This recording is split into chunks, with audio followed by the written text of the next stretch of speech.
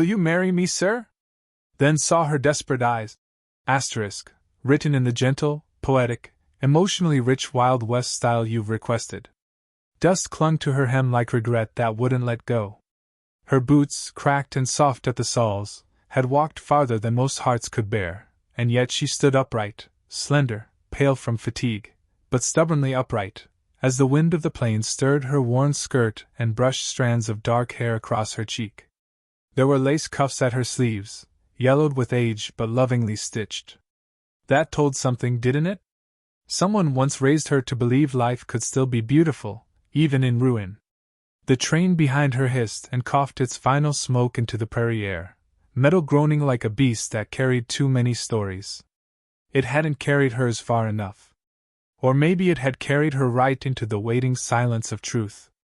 No one stepped forward. No one greeted her with flowers, or a smile, or even her name.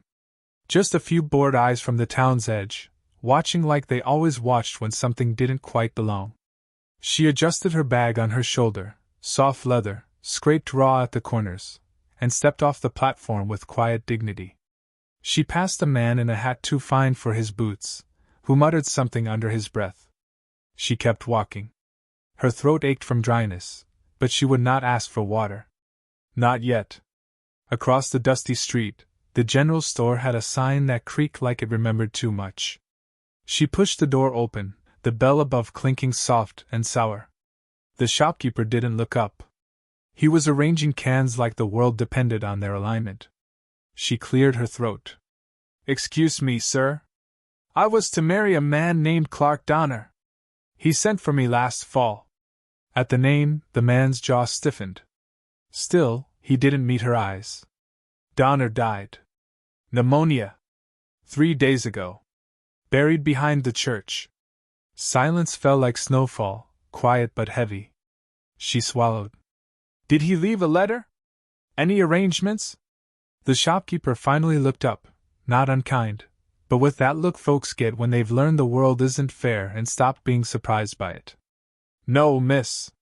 Nothing left but a mule and a rusted plow. Family took what was theirs. You ain't the first girl sent for like a parcel." She nodded once. No tears. She'd spent all those on the train.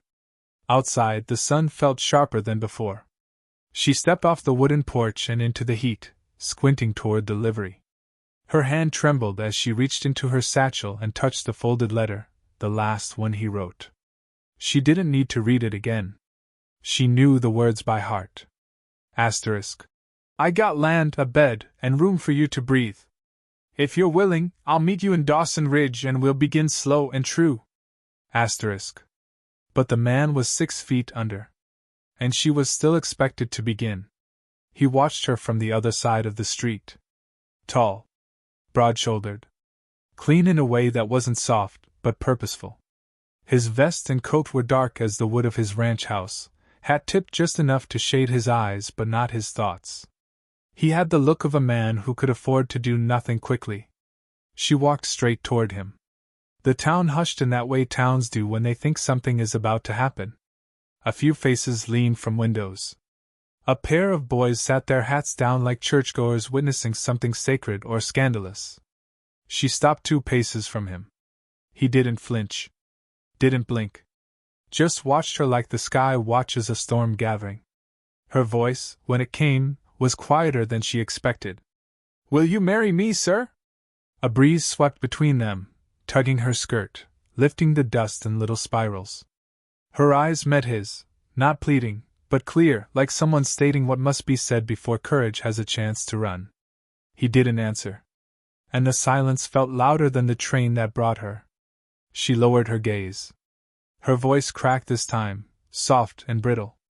"I have nowhere to go. No one left. I'm not asking for love or charity. I'm asking for a place to work. A roof.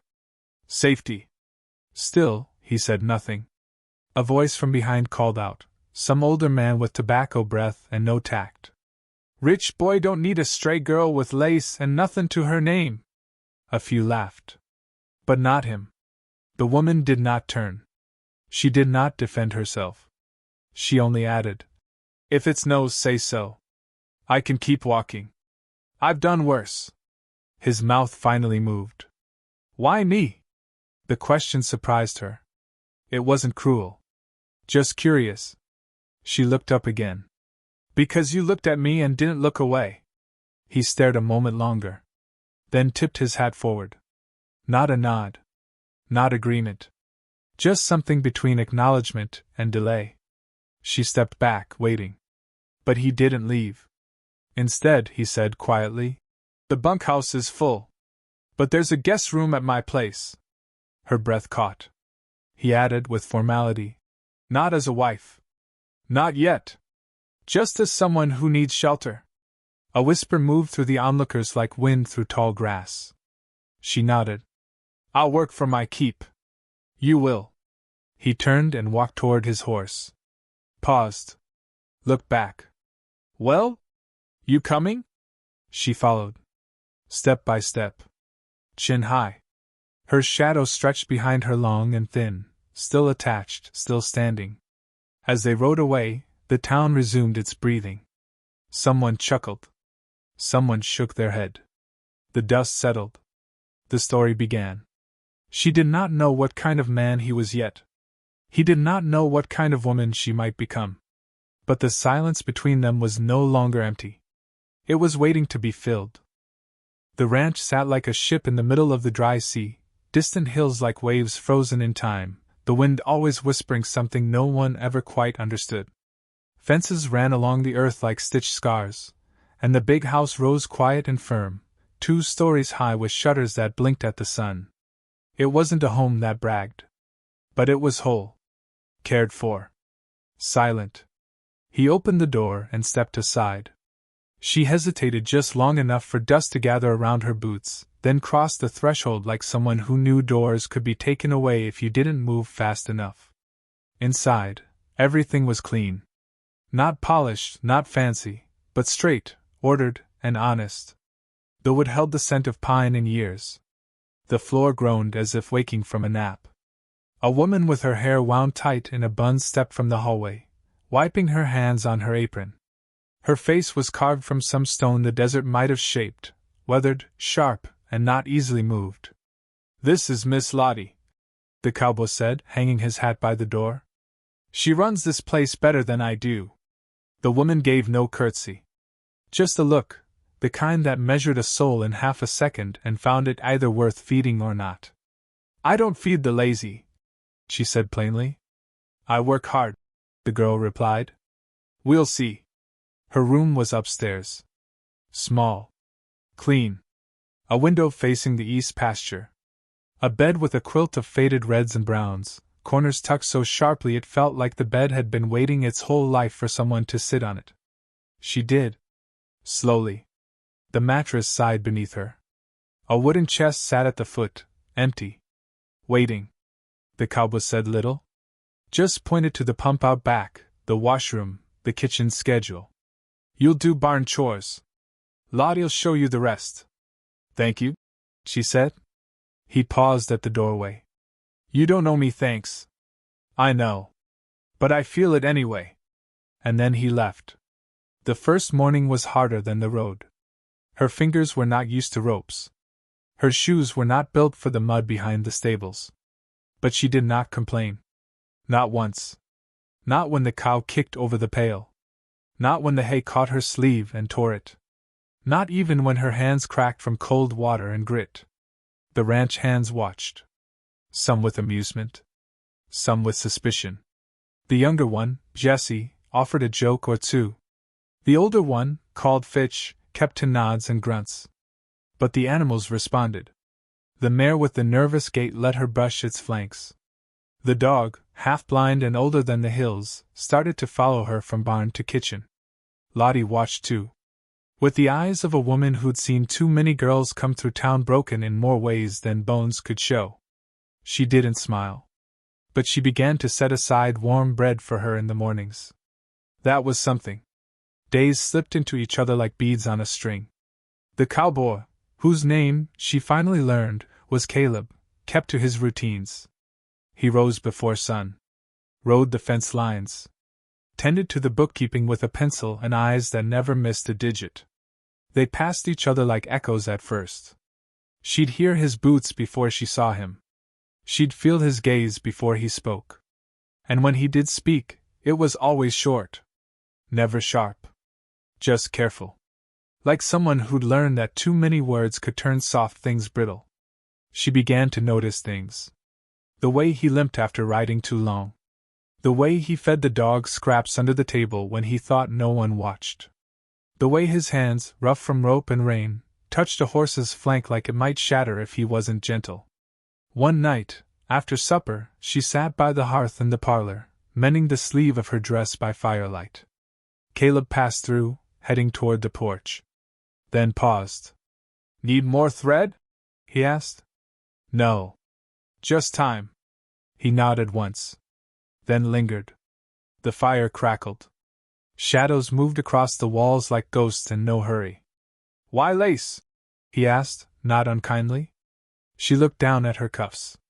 "My mother said a woman could lose everything, money, name, land, but if she still wore lace, folks would think she hadn't lost herself." He tilted his head.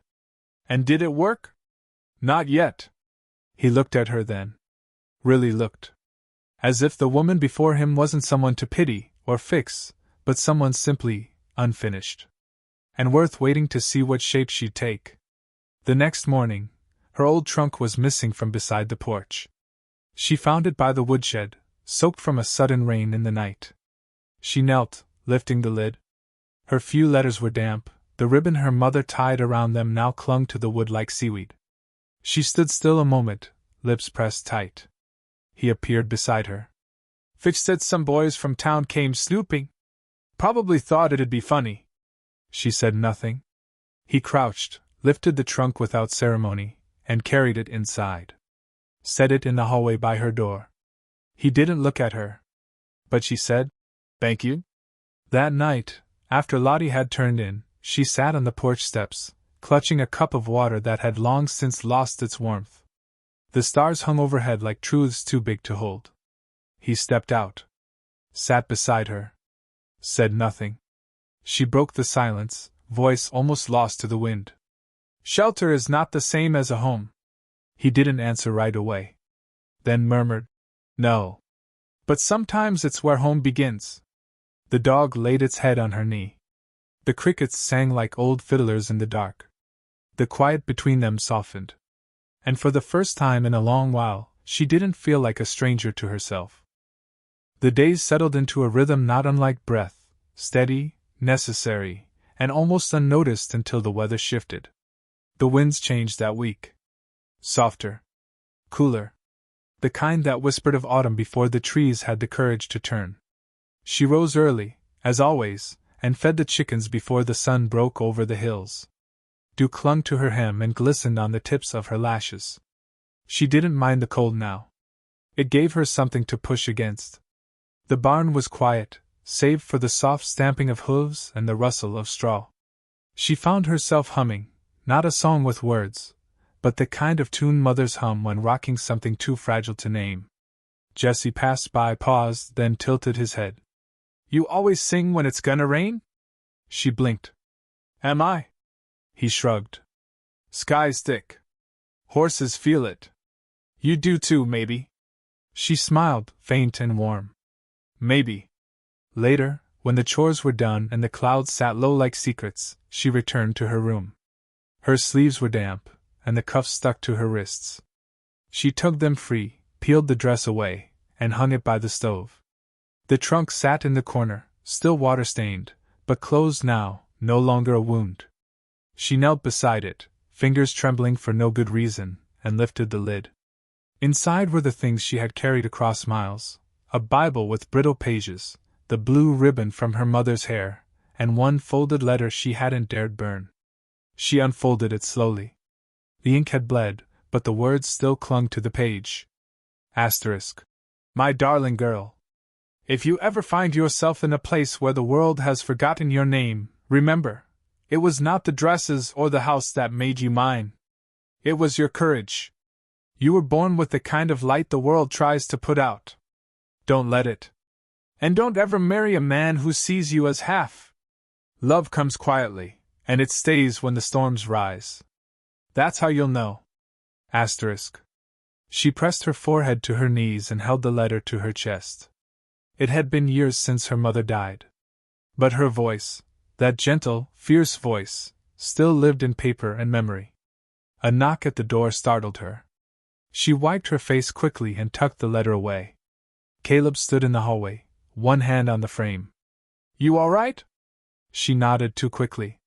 Yes. You sure? She hesitated, then said, Do you talk to the dead?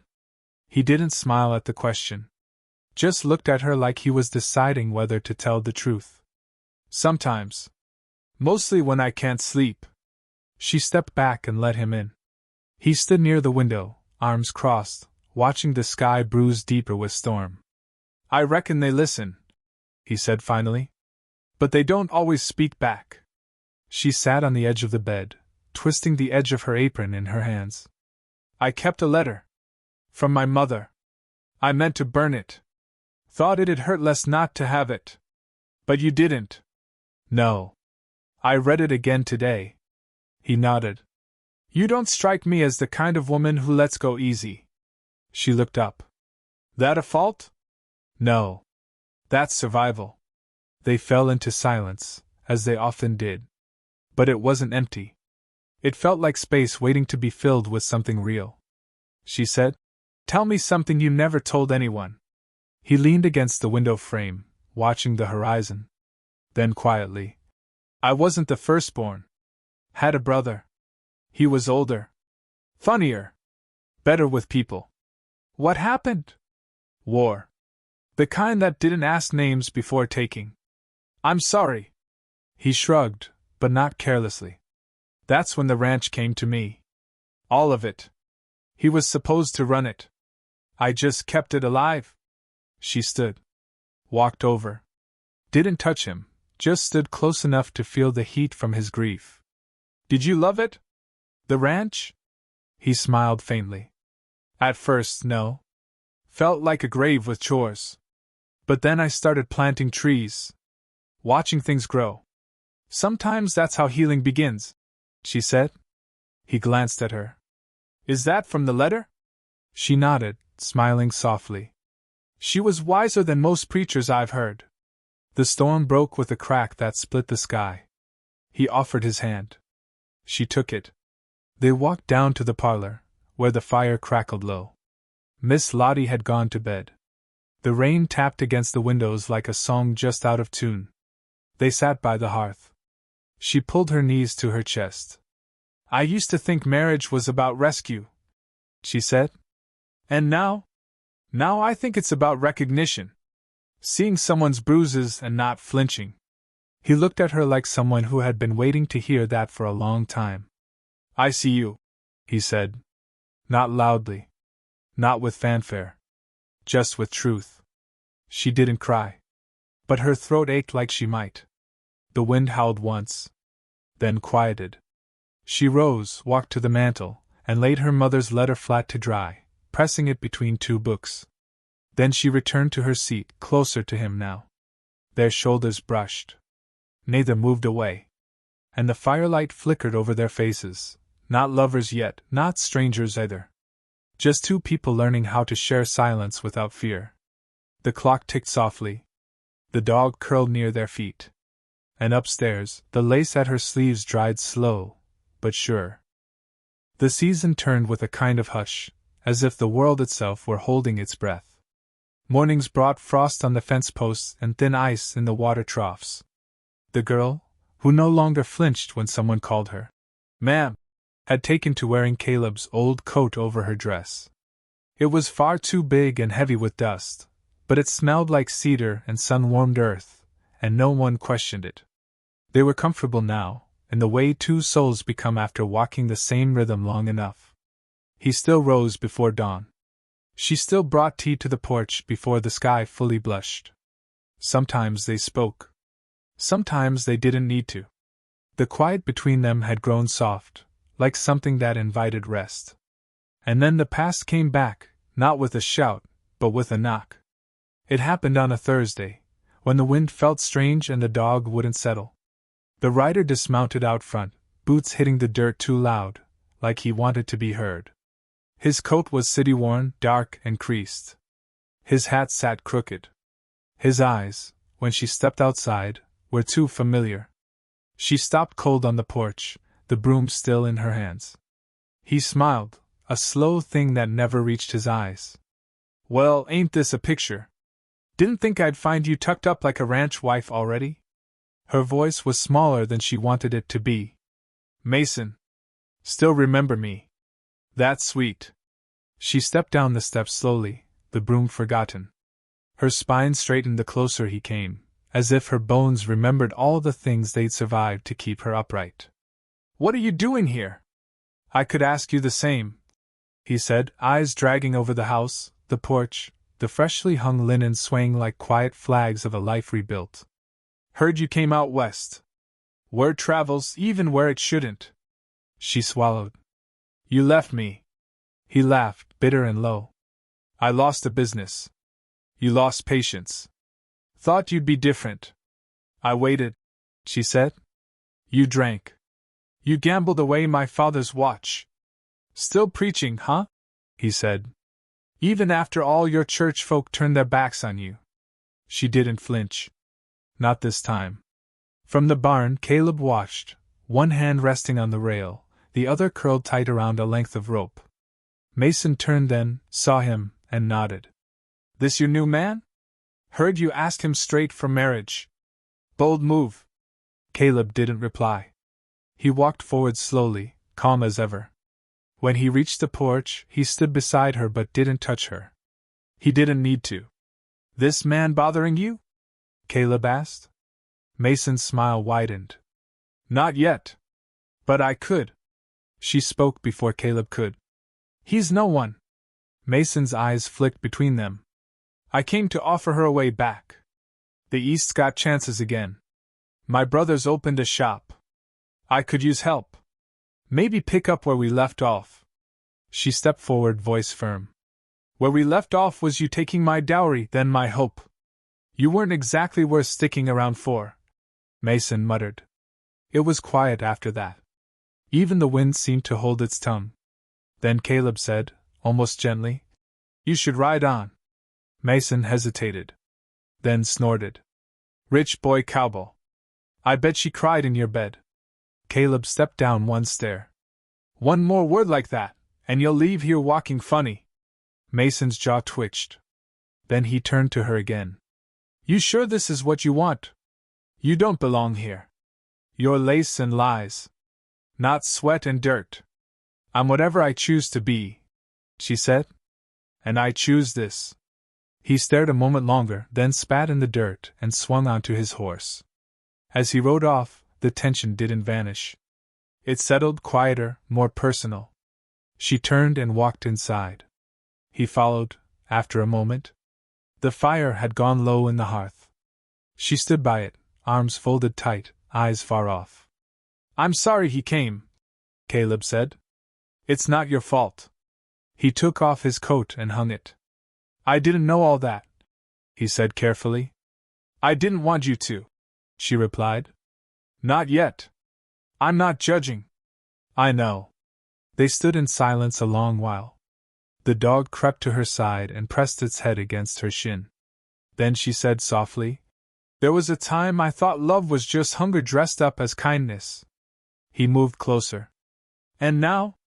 She met his gaze. "Now I think real love is a place you can rest without hiding." He didn't say anything. But he reached out, took her hand, and held it like it was something sacred.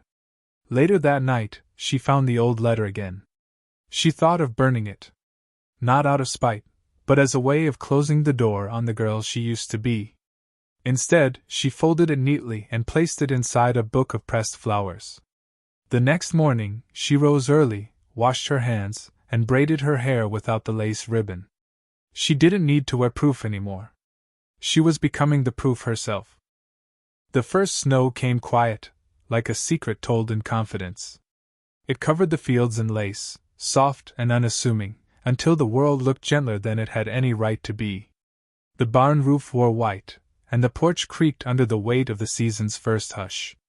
She stood at the kitchen window, flour on her knuckles, watching the flakes fall slow and aimless. Her hair was tied back with twine now, not ribbon, and her eyes had stopped scanning the horizon for someone to tell her where she belonged. She had already decided that for herself.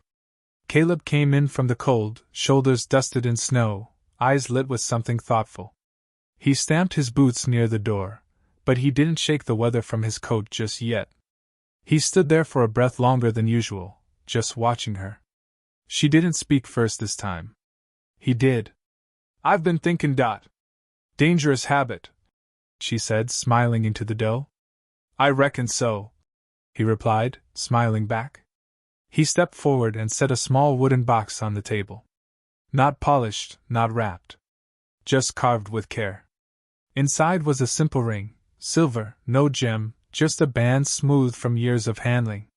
"It was my mother's," he said. "She wore it every day of her life, and never once let it slip, even when the roof leaked or the baby cried or the cattle broke the fence line." She looked down at it, the firelight making it glow like a promise. "I'm not a skin because I pity you," he said. "I'm a skin because when I picture a quiet life that still feels like the world matters, it has your voice in it." She wiped her hands on her apron and picked up the ring. Turned it over gently. Let the silence answer for her until it felt like the world was listening. "I asked you once," she whispered, "without knowing who you were. And now? Now I know you're not the kind of man who builds his home out of rescue. You build it out of trust." He smiled, just a flicker, but it stayed. They didn't announce it to the town. There was no invitation, no fuss. Just Miss Lottie setting extra bread to rise, and Jessie ironing a shirt with more reverence than any sermon ever earned. The wedding was held out near the willow, where the fence curved and the dog liked to nap. A preacher came from 2 towns over, a man with a voice like gravel and scripture stitched into the lines around his eyes. She wore no veil. Just her mother's brooch at her collar, and a dress the color of almond milk and quiet strength. He wore the same coat he always had, the one that still smelled like wind and sun-worn cedar. The sky stayed clear, clouds thin and high like stretched silk. The earth had just enough snow to remind them of winter, but not enough to bury anything sacred. He took her hand with no trembling.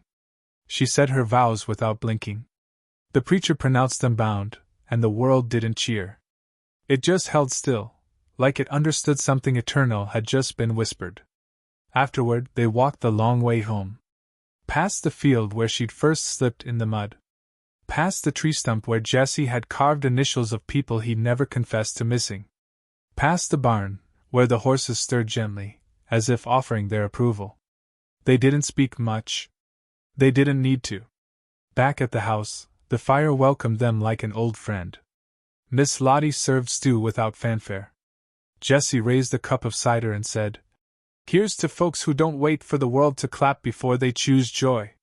They laughed, soft, grateful, and ate like people who had worked for everything on their plates.